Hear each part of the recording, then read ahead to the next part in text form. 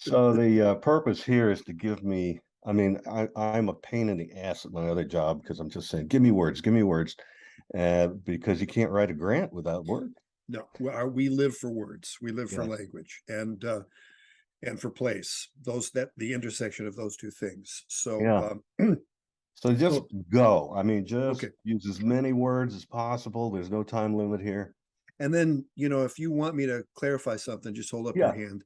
And Yeah, I'm gonna definitely. I'm gonna go to the in fact, I could go to the share screen and just have Paul Nelson questions right up there. Here we go. Oh, there they You, are. you see that? Hmm. Describe the history of the organization from the very beginning until now.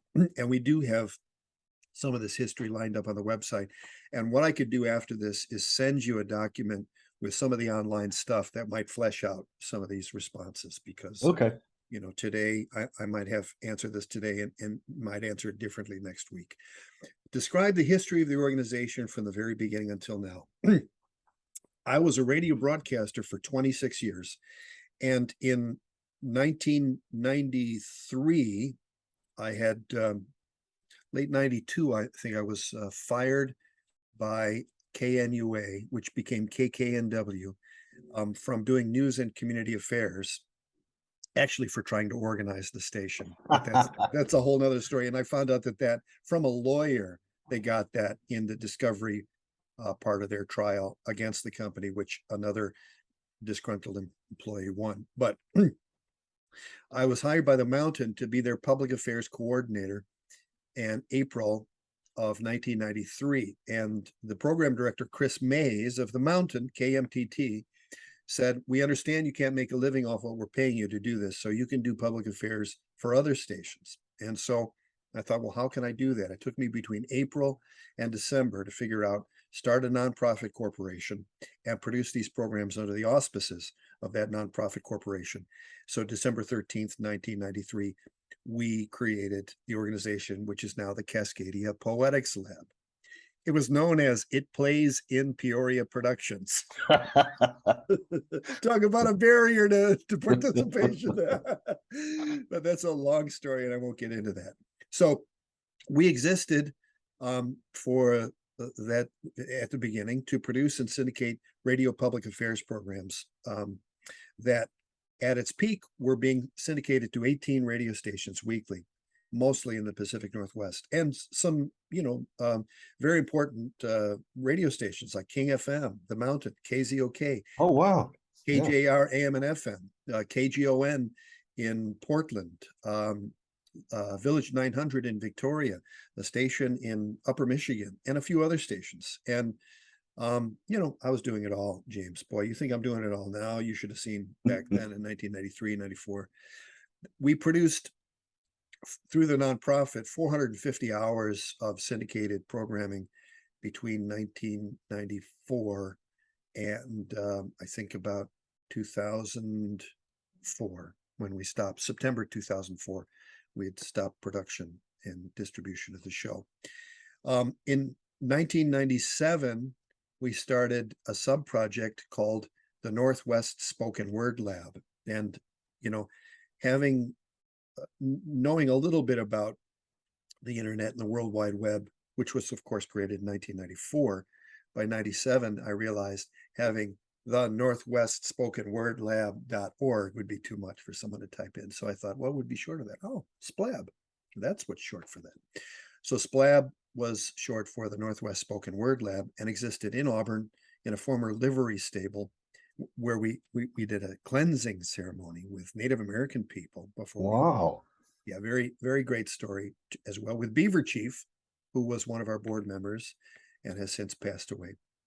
And the SPLAB project brought many important poets to Auburn: Ann Waldman, Andrew Schelling, Wanda Coleman, Victor Hernandez Cruz, Jerome Rothenberg, Eileen Miles, Michael McClure a couple of times, and other real legendary poets, and a very diverse set of them. And we did things like the Super Bowl of Poetry, to program the Super Bowl, and the annual Allen Ginsberg Memorial Open Mic Marathon, and many stories for those things, many newspaper articles I believe they're in an archive somewhere on the SPLAB website. So 1993, founding the organization, continuing to syndicate until 2004. SPLAB created in 1997.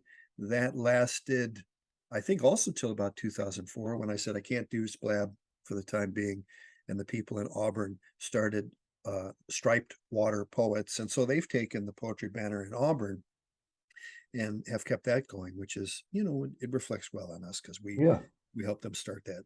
And then in 2009, with my the woman who was destined to become my second ex-wife,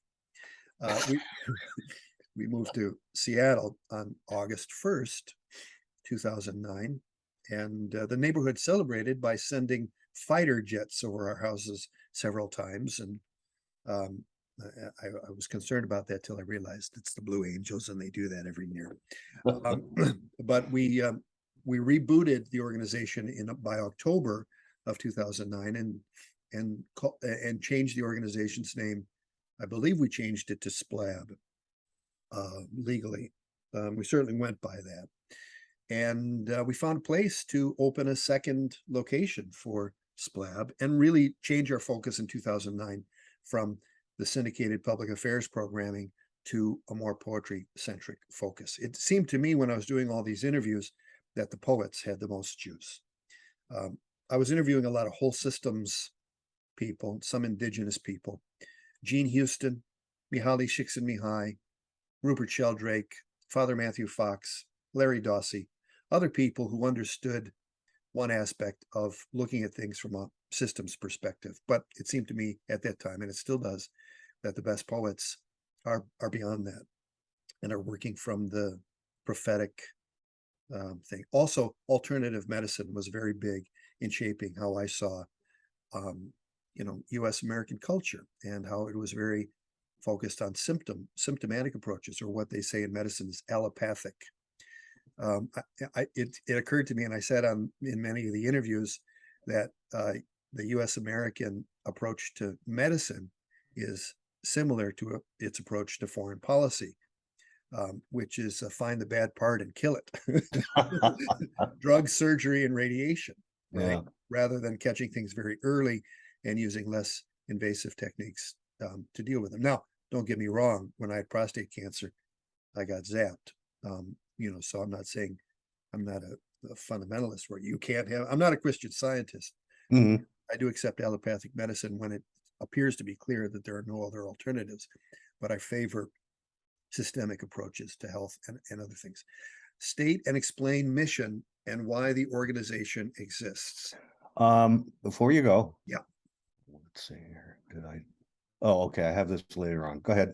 Okay. So I'm going to pull up the exact mission so I don't follow that up. And if I share the screen with the website on, here's the website, Cascadia Poetics Lab, and the About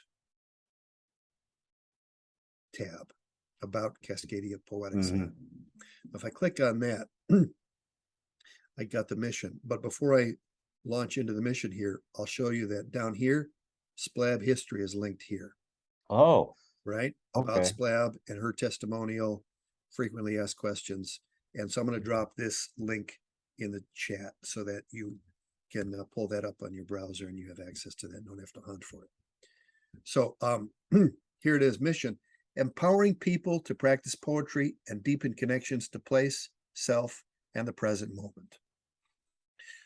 We had these two very perceptive consultants from an organization called 501 Commons, and they said that SPLAB, or Seattle Poetics Lab, is a barrier to participation. So we changed the name of the organization to Cascadia Poetics Lab.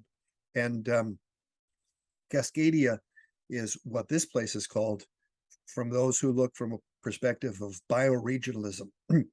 The short version of that, Gary Snyder says, is stay put, watch what happens. A bioregionalist looks at their country as the place that is defined by natural boundaries and not straight lines. And it's been around for about 50 years. So the follow-up to the mission which sort of elaborates on it more deeply, is we believe that poetry is the nexus at which self-knowledge, bioregionalism, and expansive creativity converge. Cascadia Poetics Lab is a vibrant community whose workshops, festivals, and opportunities for connection can open the door to transformative experiences.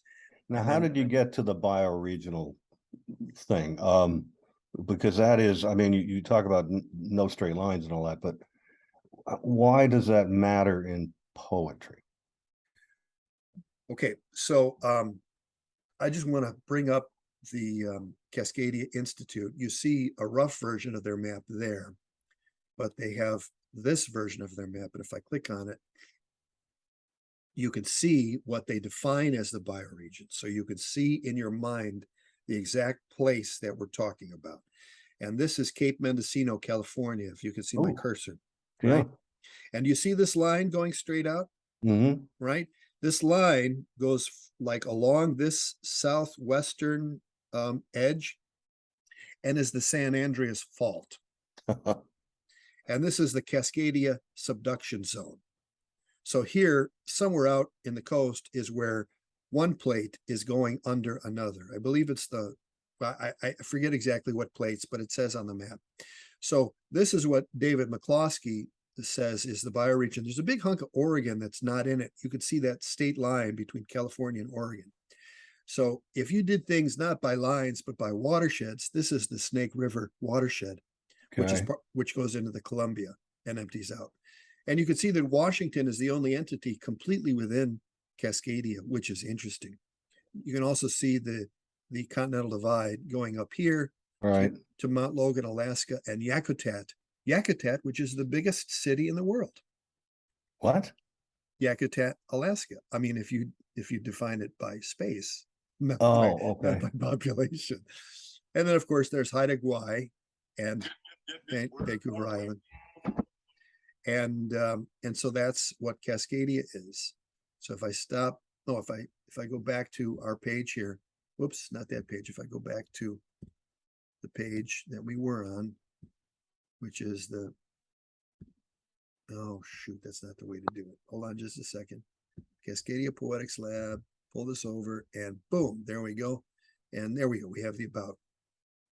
So you say, why bioregionalism and poetry? Yeah. You know, to be a poet worth your salt, you have to be in the here and now, right?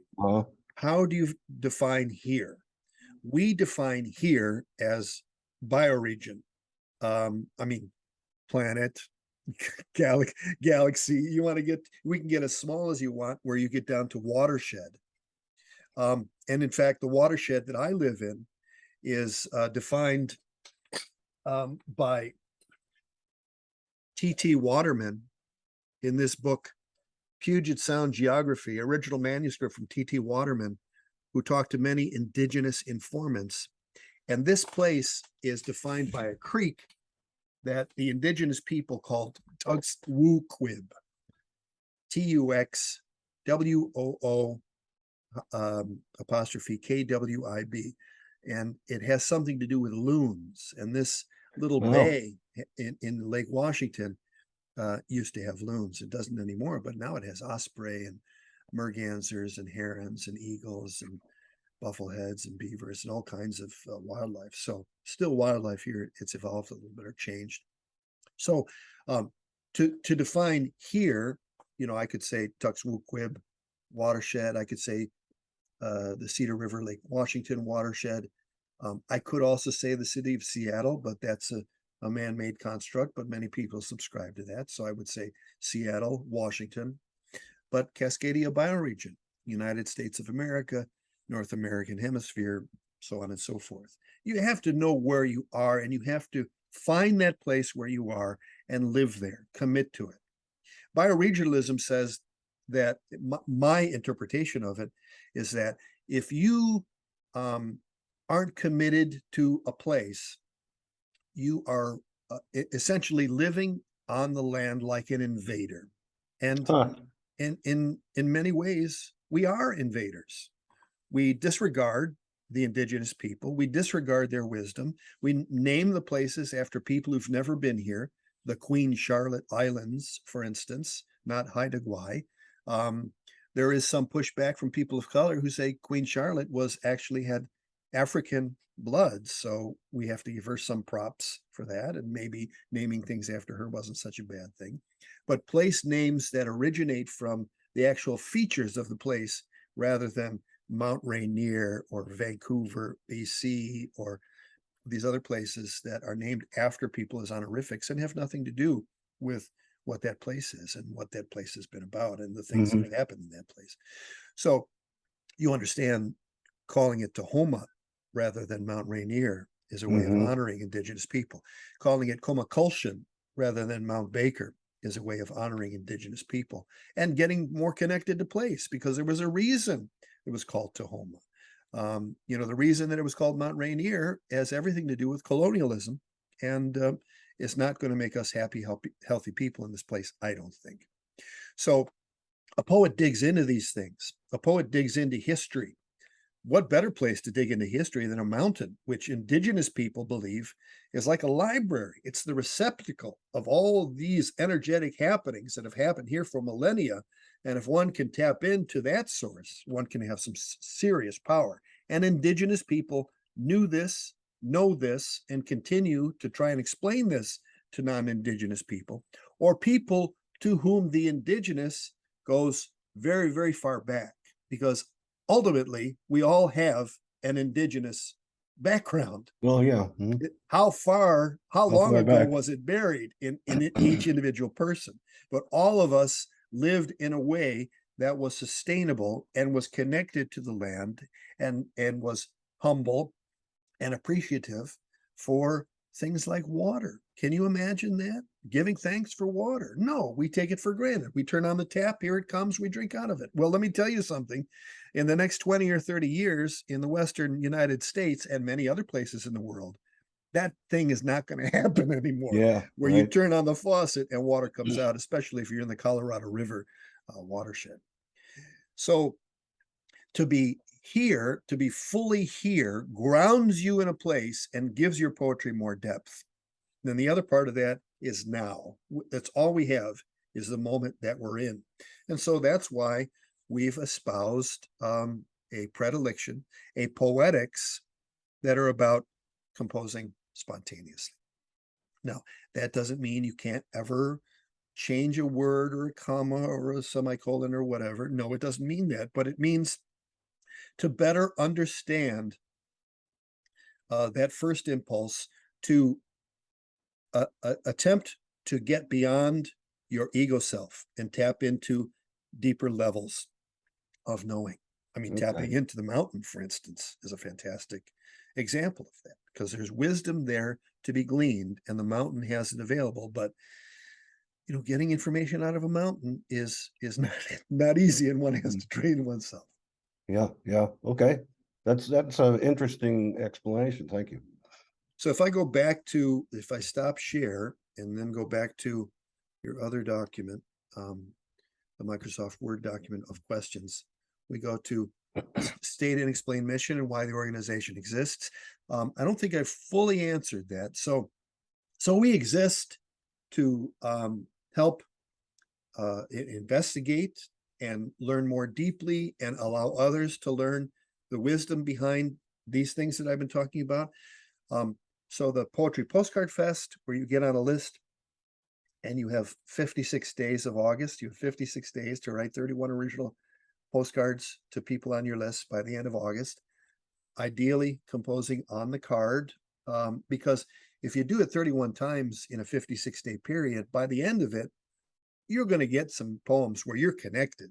It may be only 4 or 5, but it's a grand experiment if you allow it. It's a discipline so it's a discipline that helps you create. Yes. And it also is a discipline that helps you create and helps you understand your own intuition, which can save your life. Okay. All right. Separating intuition from irrational fear is our goals, is part of our charge in becoming fully human. And I say irrational fear because you might have a fear about going out into the street And sure enough, that fear is realized when somebody comes down at 50 miles an hour and takes out a tricycle or whatever. I mean, we see these videos now on Instagram where a guy takes the baby out of the basket in the bicycle, and then a moment later the train comes by and crushes the bicycle or motorcycle or whatever it is. So yeah, trusting your intuition, discerning it from irrational fear is, I think, part of what spontaneous composition teaches you, because you're getting to sources outside of yourself. So the Poetry Postcard Fest, the Cascadia Poetry Fest, which ideally is an annual exploration into bioregional culture. What is it about this part of the world that differentiates it from Toledo, Ohio, or Ottawa, Canada, or Miami, Florida, or Austin, Texas, or even Los Angeles, which is outside the bioregion?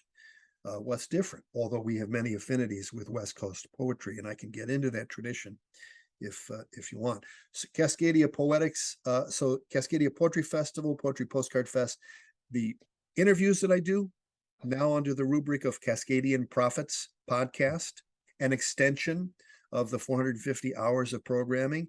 In fact, I've added probably 250 hours of interviews to the historic archive, which in 2018 was donated to the White River Valley Museum in Auburn, Washington, and are being held there. The reel-to-reels, James, Yeah.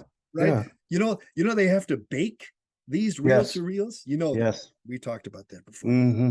So, so the Cascadian Prophets podcast, my online workshops, which the introduction is called Poetics as Cosmology, right? So we're getting into how you write a poem is also how you can see the world and structure your life. So this is a primer into this post-World War II sort of poetics, which really have their sources in much older poetry in the English language. The first poem in the English language is Cadman's Hymn, and it was an illiterate sheepherder who wrote this, and he didn't know how to write. So he received the poem, and that's as far back as it goes in English language, is the received poem. But in the late 20th century, there were many very bright and amazing poets who helped expand and update this stance toward poem making. So we have that. We have the workshops. We do some online readings we did during the pandemic, and we do a few other things as well. But those are some of the main things: the workshops, the festivals, the two festivals. Oh, and we're starting an imprint, Watershed Press.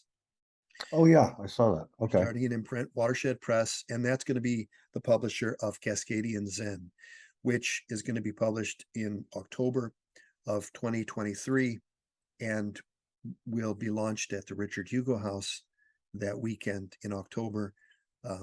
So a collaboration with the Hugo House, which I think is a very auspicious occasion, and they donated the house.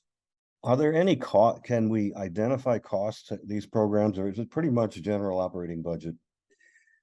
Yeah, it can be and should be broken down. And I do have some budgets for Cascadia Poetry Fest.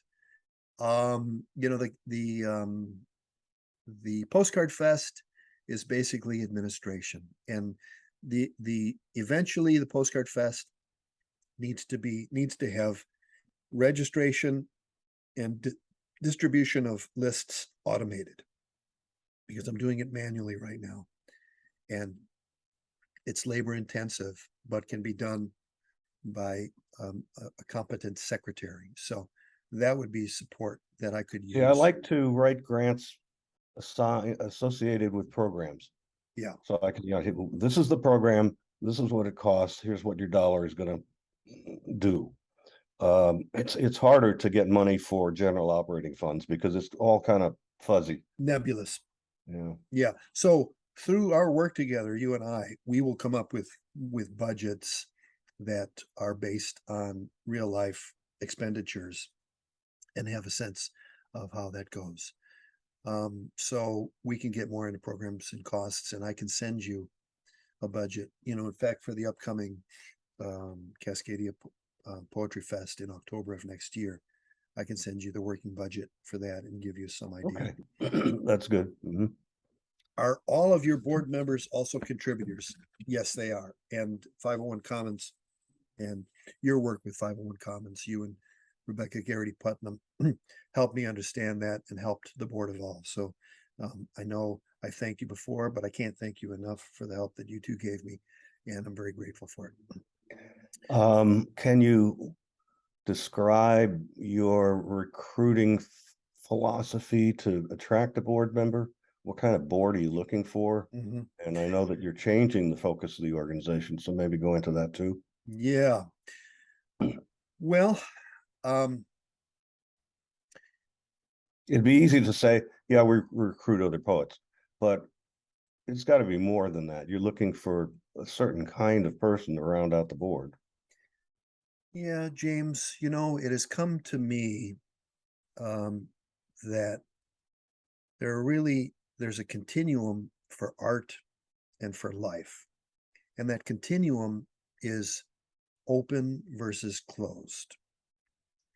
A closed poet writes in forms, is a formal poet in this day and age, 2022, even though it's been passe for 110 years. But the very closed poet writes in inherited forms and stanzas inherited from Europe. That would be, let's say, a rhyming sonnet, and they already know the rhyming couplet at the end that will end it. That's a closed poet. An open poet, let's look at Ted Berrigan or Wanda Coleman's sonnets. And Wanda's may not even be 14 lines. They may be 15 or 16 lines, have no rhyme scheme, and are basically sort of jazz riffing. And by the way, they've just been published, or they're about to be published by, and Wanda Coleman has passed away, but her sonnets, American sonnets, which I interviewed her about, are an example of a very open form. So we're looking for people who are open, and then explain the shift to a Zen BIPOC organization. So our current board has been basically poets and friends who resonate with mostly who resonate with the kind of poetry or bring other attributes. Kate Gable is not really a projective poet, or doesn't really resonate with or understand projective poetry, but Kate is a poet. She's very capable. She brings real life board, real life experience that's helpful for the board from her tenure as a teacher, from her tenure on the Federal Reserve in San Francisco. Whoa. Yeah, pretty high powered person, very astute with real estate, from Yakima originally, but living on the Washington coast. So opening up a couple of different realms of Cascadia to us, and is a incredibly valuable member who I met through Sam Hamill, and who, when I asked to be on the board, answered yes with no hesitation, which is the kind of response that you want. I can still remember being outside QED Coffee House on Mount Baker, and she said it, and I got all emotional about it with gratitude. So she's on the board. Diana Elser, who didn't really come from a projective poetry standpoint, but is beginning to understand it. She's taken my workshops and continues to take them, and is learning a great deal about it. She's doing the Postcard Fest, and she is just a whiz at a secretary. Man, you could not ask for a better secretary. And she's joined the board in the last year and a half, and has helped the organizational development that 501 Commons helped us establish. And then Matt Treese is a poet who's ABD, all but dissertation, as a PhD, and runs Margin Shift, which is a reading in Seattle that seeks to highlight mostly people at the margins, women and people of color. Oh, okay. So they're very tapped into an alternative ethos or culture, really, and rather than putting the focus on white men, which has been the focus in poetry for maybe a couple of centuries, they're beginning to change the focus, as is much of culture on the left here on this continent. And So there's a need in populations at the margins for this kind of self-expression that isn't being addressed.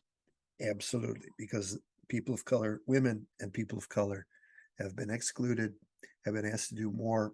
I mean, look at, you need Barack Obama, who taught constitutional law at Harvard and was still given shit about being president, and then Donald Trump replaces him. Oh, yeah.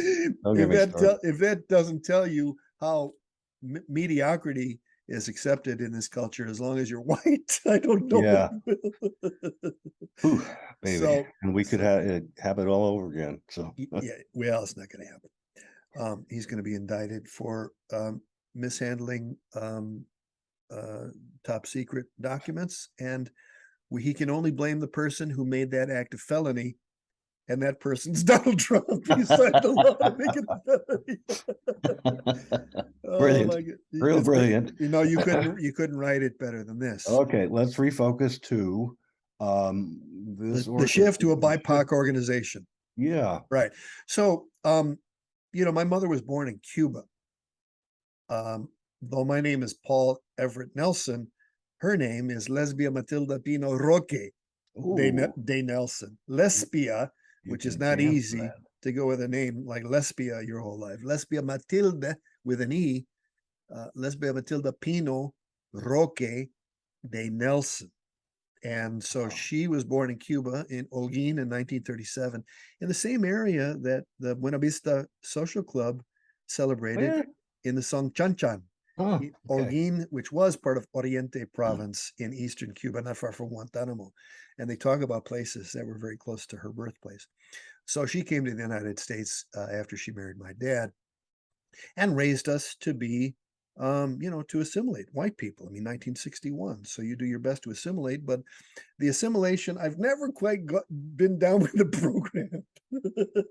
Never been what? Never been down with the program of assimilation. My name may be Paul Nelson, but white people sense there's something about him that doesn't fit in. And I fought it for a long time, and I'm done fighting it. And the emergence of Ricardo Ruiz, who's joining the board next month, whose wedding rehearsal dinner we attended last night, he's going to help mark a shift away from attempts to assimilate to becoming a BIPOC-led organization. I mean, we always have been BIPOC-led because I identify as a Cuban American, first generation Cuban American.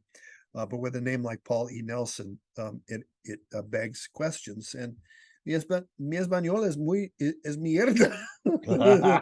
Lo siento, mi madre es una cubana, pero mi español es muy malo. Hablo mala palabra. So I could teach you some Cuban curses that turn Mexican people white. So I probably won't use it for the purposes of this, but some really saucy comebacks. So that's, and it's natural for me. The Latinx community, they call it now, to be gender neutral, is accepting me with no questions, with appreciation for who I am and what I come to the table with. And that has never been the case with the mainstream culture. And A, I'm tired of fighting it. And B, I see the trend of BIPOC people finally getting a break to show what they have. And so I honor that, and I'm ready for that challenge. And I'd like to learn Spanish, to be honest with you. Me too. I have a poem, 99 Lives, that ends, one of these days I'll slow down, learn Spanish, and run away to my garden of the soul to plant herbs and zinnias and learn how not to fear insects.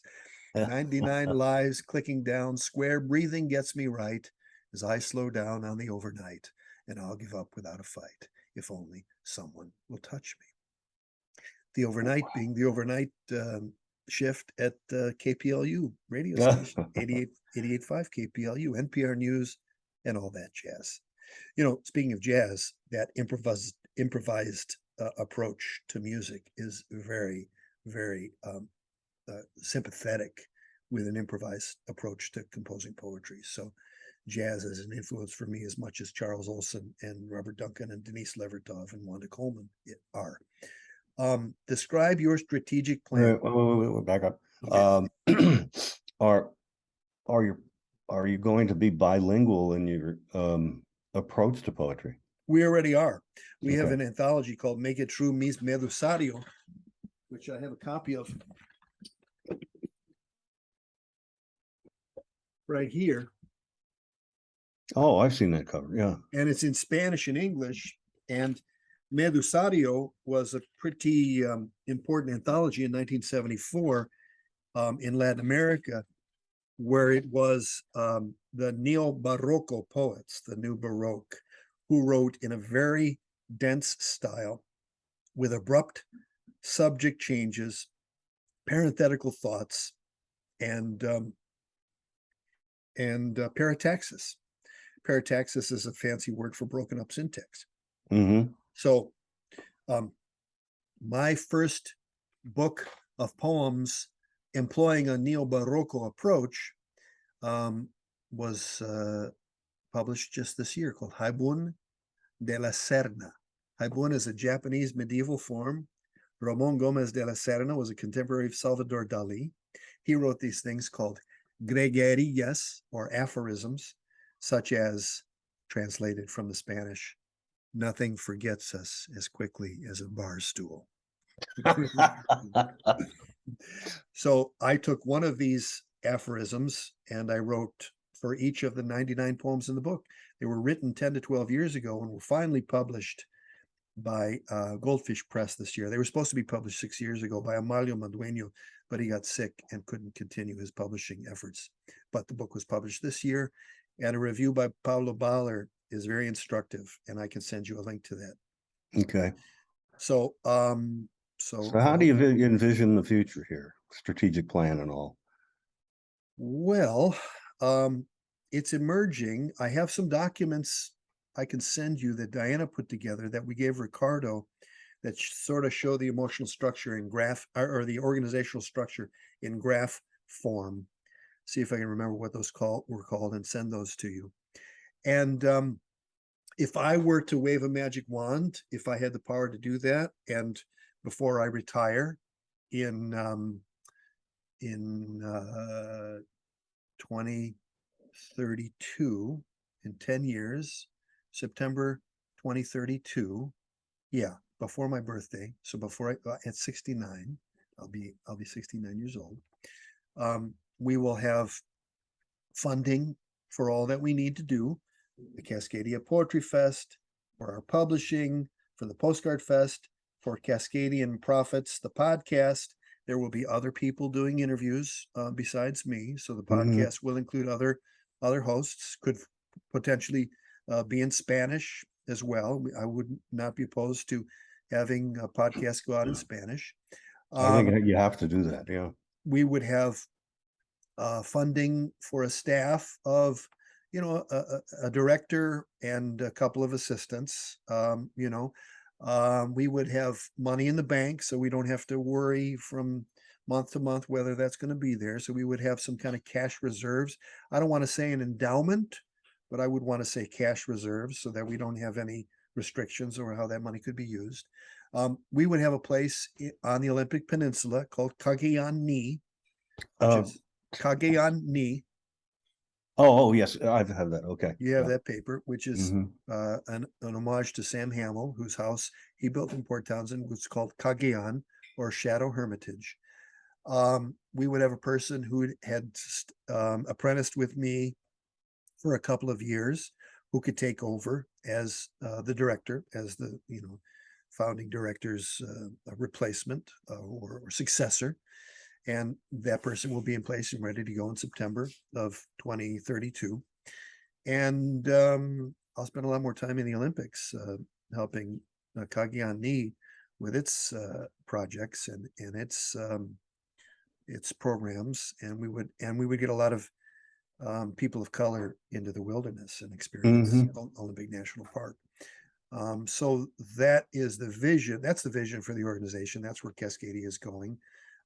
It'd be nice if we had other members, board members from outside the US, if we had another Canadian, ideally a person of color, ideally a poet who gets, projective or is open to getting projective, or There's other words for calling it: organic poetry, the practice of outside impersonal verse. These are different ways that it's different things that it's been called.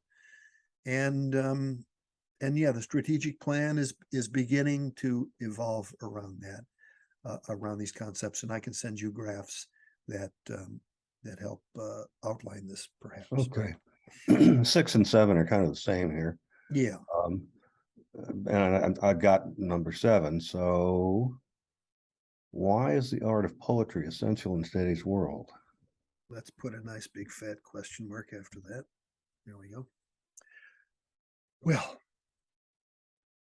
Ezra Pound said over 100 years ago, poetry is news that stays news. So you can pick up a book of poetry, and not every book of poetry, but the right one, and it can speak to you in such a way that the news that we get from TV, radio, internet, wherever, won't have that same kind of impact. It has the potential to be transformational experience. It has the potential to see you're not the crazy one. Somebody thought this in 1943 or whatever, and it informs your life in such a way that it's transformational. And in an age when there is so much spin, there's so much doublespeak. Right. You've got Donald Trump raising millions and millions and millions of dollars, perpetuating a fantasy, a lie that he knows is a lie, that somehow the 2020 election was taken from him unjustly. And so poetry at its best is incredibly authentic. It's incredibly sincere and real and prophetic. It allows us to see how things happened and what is the logical extension of those things by entering into the realm of prophecy. As Eileen Miles said in an interview I did with her, the poem beats you down the street if you are connected to the prophetic realm. And so that's the realm of poetry that we're interested in, one that is in contact or in touch with or espouses or demonstrates a prophetic impulse. And we need prophecy right now because all the old systems are dying. We're in an era of whole system decline and implosion. Capitalism, US democracy, perhaps, the biosphere, the white supremacist structure of all the power on this continent. All these things are being questioned. All these things are falling apart. The notion that you can simply not give thanks for water and have it come out of your tap and be clean and be wonderful is a notion that is being challenged now and will continue to be challenged, because right now the conventional wisdom is we can continue to build Las Vegas, Nevada out another 5 square miles because we'll keep getting water the same way. Well, let me tell you something. No, you won't be able to keep getting water. And 2, that water will have the corpses of mafiosos that have been rotting for 20 years in it as the Lake Mead gets lower and lower. So we are in a system where all the weather system is it can't be dependable. It can't be as dependable as it once was. I wrote a poem that says it's the weather will get their attention. and that's exactly right. So all these systems are dying, and poetry is the one thing that is practiced still pretty much the same way it was 2,000 years ago, but with the knowledge of what is happening in the here and now. Do you think most poets begin to get into poetry because they feel they're prophets? Or is that which comes first, the poet or the prophet? No, I think that most poets don't even venture into the prophetic realm. I think that most people, Sam Hamill said that most people get into poetry for socializing and reinforcement. And that's a very superficial gesture. But I think a lot of poets, people who become poets, are experiencing an emotion so intense that prose just doesn't cut it. They need to get something that will allow the enormity of their experience and their feelings, the emotions that they're having, the intellectual thoughts that they're having, this profound kind of inner experience, something that they can put on the page and will somehow reflect the intensity of the experience that they're having. For instance, when someone dies, that's when the average person goes to poetry, because it's language charged with meaning. And we have such a lack of meaning in our lives because of all the spin, because of the lies of colonialism, because of the needs of capitalism to focus on something else while the real work is getting on, to be a sort of a distraction, as most media is, as most social media is. Social media itself, I just read the article where Facebook condemns white supremacy and yet provides a very high profit margin for them. So can you have it both ways? You can't. And poetry knows that. And poetry says it very directly that you can't. So poetry deals with these things in such a way, these things that have happened, for thousands of years, and these things that are specific to this moment in time and for this specific place in time. There's no other language that can get to it like poetry does. So it has a role in any society. And you can tell if the quality of a society by the way it treats its poets. And, we've treated our poets worse than shitty. We've ignored them. If they would have hung Ezra Pound for being a traitor in World War II, that might have been a very good thing for poetry. Good thing, yeah. Yeah. I'm glad they didn't. I'm glad they didn't. I'm a nonviolent person. I don't believe in the death penalty. So there could be resurgence is the wrong word, but it could be a time for poetry to grow in popularity because of the complexity of the world we're living in.